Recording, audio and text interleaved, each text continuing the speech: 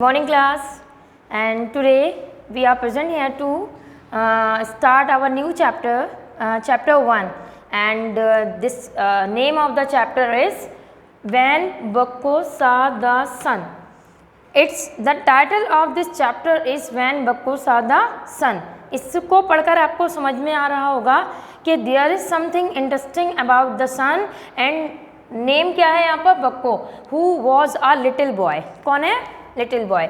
इसमें कैरेक्टर्स कौन कौन है चैप्टर में? बक्को a little boy, okay, and second villagers. Particular name नहीं है बट विलेजर्स हैं, यानी गांव में जो रहते हैं वो होते हैं विलेजर्स. ठीक. एंड बेसिकली ये चैप्टर जो है ये रोटेट करता है, ये कवर अप करता है बक्को के विलेज को. एक स्मॉल बॉय है और बहुत ही इंटरेस्टिंग चैप्टर है ये. और लॉन्ग एगो का मतलब होता है बहुत समय पहले. ठीक है, तो एक काम करते हैं, पहले इसके कुछ वर्ड आपको बताते हैं ताकि जब हम स्टडी कर रहे होंगे, रीडिंग कर रहे होंगे, तो हमें प्रॉब्लम नहीं आएगी इस चैप्टर के कुछ वर्ड्स के मीनिंग को समझने में, है ना. So the words are, everyone open book and page number 8. So words, अभी रीडिंग भी करेंगे हम क्लासेस की. Difficult words.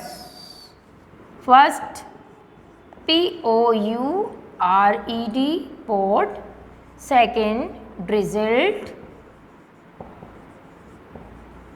and in last you will underline these word in your book. अपनी बुक में भी आप अंडरलाइन इनको करेंगे. trickled. Number 4 warmth. अभी मैं इसके मीनिंग भी आपको समझाऊंगी. beaming. Number 5. Number 6 exclaimed. Okay class. Number 7 bit. So first of all let us know the meanings of these words. Port का मीनिंग होता है बौछार. आपने कभी बारिश होते हुए देखी है, रेन का होते हुए देखी है? एक तो बहुत ही हैवी रेन होती है. ठीक है, एक वर्ड और आया मुझे याद इससे, हैवी रेन से डाउनपोर, वो भी आप अभी इसमें पढ़ेंगे.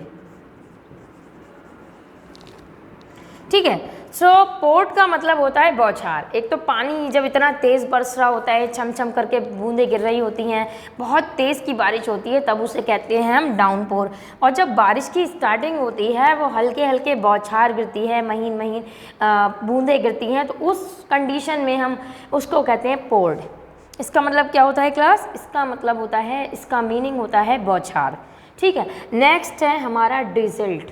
ड्रिजल्ड क्या है कि क्लाउड्स हैं, बूंदाबांदी हो रही है, कभी रुक रही है, कभी हो रही है, बूंदें पड़ गई, फिर हम घर से बाहर निकल आए, खेलने लगे, फिर हम घर के अंदर चले गए, एकदम बूंदें आई, तो वो कंडीशन क्या कहलाती है क्लास? ड्रिजल्ड.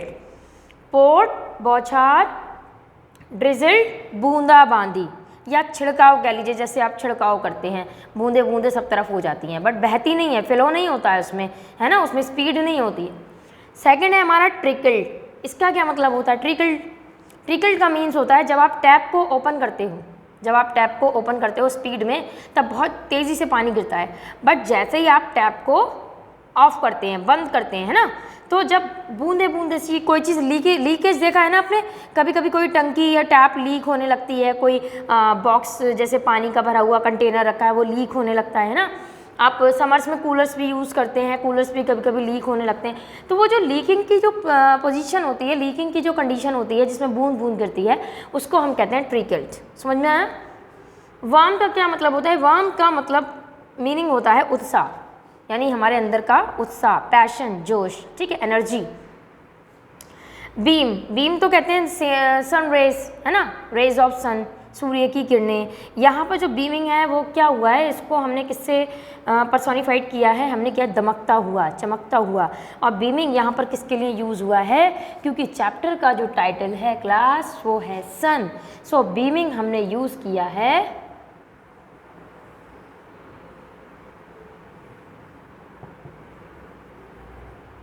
बीमिंग हमने यहाँ यूज़ किया है सन के लिए, ठीक है, यानी चमकता हुआ, दमकता हुआ सूरज, ठीक, आपकी तरह स्माइल करता हुआ, है ना।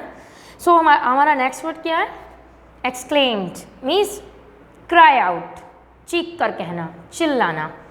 नेक्स्ट बिट, अब देखिए यहाँ बिट है, ठीक, आपने लिया एक पेपर और इसके स्मॉल पीसेस किए आपने, ये आपका पेपर है, दिस इज़ पेपर, एंड आपने इसके स्मॉल पीसेस किए इस तरीके से, ठीक है, या आपने 4 पार्ट्स में इसको डिवाइड कर दिया। तो ये कंडीशन कहलाती है बिट, छोटे छोटे टुकड़े। और छोटे छोटे टुकड़े किसी भी चीज़ के हो सकते हैं, ठीक, जैसे जब आप लंच करते हैं, डिनर करते हैं, तो जब आप when you take first bite, यहाँ क्या है bit, first bite take in your mouth, जब अपने माउथ में लेते हैं तब उसको आप टीथ के प्रोसेसर के ज़रिए उसको छोटे छोटे टुकड़ों में डिवाइड करते हैं, ठीक, वो क्या होते हैं, टुकड़े ही तो होते हैं क्लास, बिट। तो आप जब चबाते हो, खाते हो, तो उसे कहते हैं च्यू करना, और जब आप काटते हो अपने बाइट को, ठीक है, तो छोटे छोटे बाइट्स बन जाते हैं, छोटे छोटे टुकड़े बन जाते हैं, ठीक। So and downpour heavy rain, जब बहुत तेज़ की बारिश होती है, कैसे होती है, ये बारिश हो रही है ना, लगातार बहुत तेज़ बारिश हो रही है, ठीक, ऑल आर वाटर वाटर, सब जगह क्या है, वाटर ही वाटर है, ठीक, ये बौछार है, अभी पोर्ट बौछार है तो ये बहुत हल्की हल्की होती है, ऐसे बहुत धीमे धीमे, इसमें आप भीगते भी नहीं हो। तो ये तो मीनिंग्स हैं, बाकी अब मैं आपको रीडिंग करती हूँ। So everyone get start, I am going to start reading this chapter. This is a story about Bakko, a little boy who lived long long ago in a country where it was always dark because it rained all the time.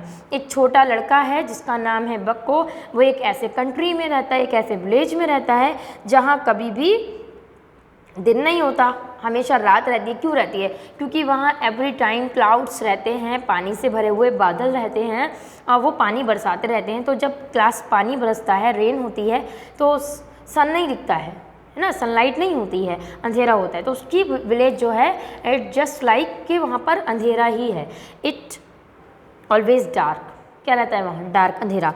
The rain poured down all day, every day for years and years. The downpour never stopped. Bakku was 9 years old, and every day of his life it had rained and rained all day and all night. He was 9 years old, and since his childhood he always saw कि वहाँ पर हमेशा कुछ ना कुछ पानी ही बरसता रहता है, और वहाँ पर क्या नहीं होता है, वहाँ कभी भी डे नहीं होता है। जब डे नहीं होता है तो सन भी दिखाई नहीं देता है, क्योंकि जब सन सीम होगा, सन शो होगा, तभी तो वहाँ पर दिन दिखाई देगा। Can you imagine it always raining and always being wet. क्या आप इमेजिन कर सकते हैं क्लास कि हमेशा बारिश होती रहे, धूप ना निकले, सनलाइट ना निकले, दिन ना हो, अंधेरा ही रहे। क्या आप इमेजिन, अच्छा इमेजिन करके देखिए क्लास, मैं भी इमेजिन करती हूँ, आप भी करिए कि अगर हमें अंधेरा ही दे दिया जाए और हम अंधेरे में ही रहने लगें तो क्या होगा। हम अपना कोई भी वर्क प्रॉपर वे में नहीं कर पाएंगे, हम स्कूल नहीं जा पाएंगे, हम अपने दिन के टास्क नहीं कर पाएंगे, हम मम्मा का हेल्प नहीं कर पाएंगे, अंधेरा होगा, घर में रहेंगे, मार्केट नहीं जा पाएंगे। तो इट क्रिएट्स प्रॉब्लम, ये प्रॉब्लम क्रिएट करता है ना। People told him stories about long ago before he was born. They spoke about such a thing as a sun. There was a big round yellow thing which gave warmth and light to everything. और people वहाँ के कैसे थे, लोग कैसे थे, बक्को को ये कहानी सुनाते थे, स्टोरी सुनाते थे कि कभी एक येलो चीज़ हुआ करती थी, एक कोई राउंड चीज़ हुआ करती थी। तो किस चीज़ को डिस्क्राइब कर रहे थे, सन, क्योंकि वहाँ सन दिखता ही नहीं था।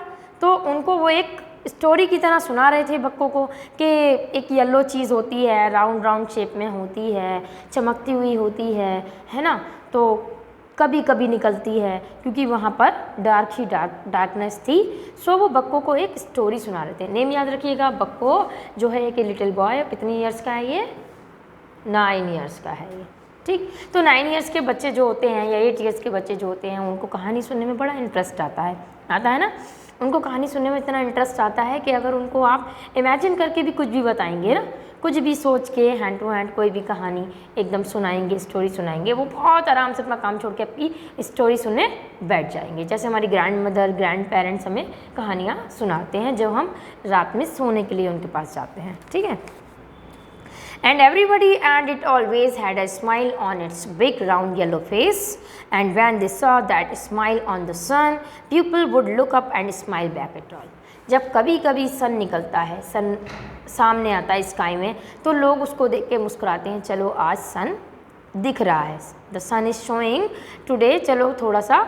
और वो कैसा लगता है उन्हें, स्माइली फेस करता हुआ, ऐसा लगता है कि जैसे सन उनको देखकर स्माइल कर रहा है, तभी वो सन को रिप्लाई करते हैं और स्माइल करते हैं। The little boy could not imagine the idea of a big round yellow smiling face as he had never seen, क्योंकि बक्कू ने तो कभी सन को देखा ही नहीं है, so he can't imagine, वो इमेजिन कर ही नहीं सकता कि येलो चीज़, राउंड चीज़ और ये पीली पीली चीज़ क्या होती है। And he could not believe that people could look at it and smile, because in his little village nobody smiled, they all looked sad. Due to darkness and downpour, every villager was very sad. हर एक इंसान वहाँ पर दुखी है क्योंकि वहाँ सूरज निकलता ही नहीं है और सब तरफ पानी पानी रहता है, कभी पोर्ट के फॉर्म में, कभी ड्रिजल्ड के फॉर्म में, कभी ट्रिकल्ड के फॉर्म में, कभी डाउनपोर के फॉर्म में। और जब डाउनपोर होगी तो क्लास कोई घर से निकलेगा ही नहीं, क्योंकि एवरीवेयर वाटर ही होगा, सारी जगह वाटर होगा। One day the sky looked a little less dark and the people began to comment that the sky seemed a lighter. Na? It was still raining and the black clouds were still there hanging in the skies, but it did seem lighter. अब एक दिन क्या हुआ, one day एक दिन सन निकला, sunrise हुआ, ठीक है। सो अंधेरा तो था, डार्कनेस तो थी, बट उतनी नहीं थी जितनी की होती थी। उनको कुछ कुछ सीम हो रहा था, दिख रहा था, नज़र आ रहा था। The following day मतलब उस दिन, ठीक है। People began to comment more that it seemed to have rained less, only rain for half the day. अब उस दिन क्या हुआ, अचानक से सडन रेन तो हुई बट आधे दिन के लिए हुई, हाफ डे मतलब आधा दिन, ठीक, हाफ डे के लिए हुई। The next it only drizzled and trickled, और नेक्स्ट डे क्या हुआ, drizzled एंड ट्रिकल्ड। और ड्रिजल्ड और ट्रिकल्ड का मैंने आपको बताया था बूंदाबांदी, छिड़काव और बूंद बूंद करके बहना, मतलब डाउनपोर नहीं हो रहा था, ऐसे वाली बारिश नहीं थी, बहुत बूंदाबांदी हो रही थी, एक एक बूंद आ गई या बौछार हो गई, तो ये वाली बारिश थी। तो वो थोड़ा सा हैप्पी हुए कि चलो आज बारिश नहीं होगी और हमें सन नज़र आएगा। The next day it stopped raining, और अगले दिन क्या हुआ क्लास, उनके लिए बहुत ही एक्साइटमेंट का दिन था, क्योंकि अगले दिन तो बूंदाबांदी भी नहीं हुई, पोर्ड फॉर्म में भी नहीं हुई, ड्रिजल्ड भी नहीं हुई, ट्रिकल्ड भी नहीं हुई, है ना। The following day there were white clouds, और क्या थे वहाँ पर, वाइट क्लाउड्स। क्यों थे, क्योंकि सन था, डार्कनेस वॉज ओवर, डार्कनेस खत्म हो गई थी। And not black ones and people could see bits of blue, bits यानी टुकड़े, ब्लू स्काई, और लोगों को स्काई के नीले नीले टुकड़े, बिट्स दिखाई दे रहे थे। The villagers were able to see the bits of blue sky and everywhere was darkness was over and everywhere light seems. Then suddenly there were no clouds at all and a big round yellow thing had set heavily in the sky. और जब वहाँ पर blue sky दिख रहा था तो वहाँ पर सन आ गया था, जो मुस्कुरा रहा था, हंस रहा था, शाइन कर रहा था। And giving warmth and light to everybody, and the people looked up at this thing. लोग फिर से उसको बहुत सरप्राइज होकर देख रहे थे कि ये फिर आज क्या फिर निकल आया है। Because it had a big beaming smile, क्योंकि उस दिन सूरज भी स्माइल कर रहा था कि आज मैंने सारे विलेजर्स को हैप्पी कर दिया है, खुश कर दिया है। And the little boy sat up in bed and saw a thing he had heard in story. और जो विलेजर्स ने उसको स्टोरीज में सुनाया था कि एक बिग थिंग होती है, येलो थिंग होती है, वो आज लिटिल बॉय बक्को को भी नज़र आ रही थी। With a smile on its face, that must be the sun. तो उसने यही आइडिया किया कि that must be the sun, यही सन है, इसी का नेम सन है, इसी का नाम सूरज है, जैसा कि मुझे मेरे ग्रैंड पेरेंट्स ने मुझे स्टोरीज सुनाई थी जब मैं छोटा था। स्माइलिंग बैक, तभी वो मुस्कुराता है उसको देखकर। And he ran into the streets, streets का मतलब होता है गली जिसमें जैसे घर बने हुए होते हैं। And saw that everyone else was smiling, और बक्को के साथ साथ और लोग भी वहाँ पर मुस्कुरा रहे थे, क्योंकि वहाँ पर अब डार्कनेस खत्म हो गई थी। और वहाँ पर क्या था? Light is everywhere, light is everywhere, सभी जगह पर सबको क्या नज़र आ रही थी? लाइट नज़र आ रही थी। Light just because the sun was beaming with a smiling face. So the short description of the poem is, there was a little boy named Bakko who was 9 years old. In his childhood he never saw the sun. His villagers told about the sun, a big yellow thing, एक पीली चीज़ होती है, round चीज़ होती है जो एक sky में दिखती है। कब दिखती क्यों नहीं थी? क्योंकि वहाँ पर डाउनपोर, ड्रिजल, ट्रिकल्ड, ये सारी कंडीशंस अप्लाई रहती थी। सो क्लास, इसको आप रिवाइज करेंगे, you will revise this chapter and these words you have to underline in your book, and I will send one PDF attached to this video, so you will complete your work with that PDF. अपनी book में work करेंगे, notebook में work करेंगे। जो notebook में work होगा वो notebook में करेंगे, एंड जो बुक में फिल होगा वो बुक में फिल करेंगे। एंड आफ्टर दैट आपको क्या करना है? Chapter name, mention the name of chapter and chapter number and chapter name. ठीक है class? So read the chapter one more time at your home and learn full chapter with its explanation. Thank you. Have a nice day.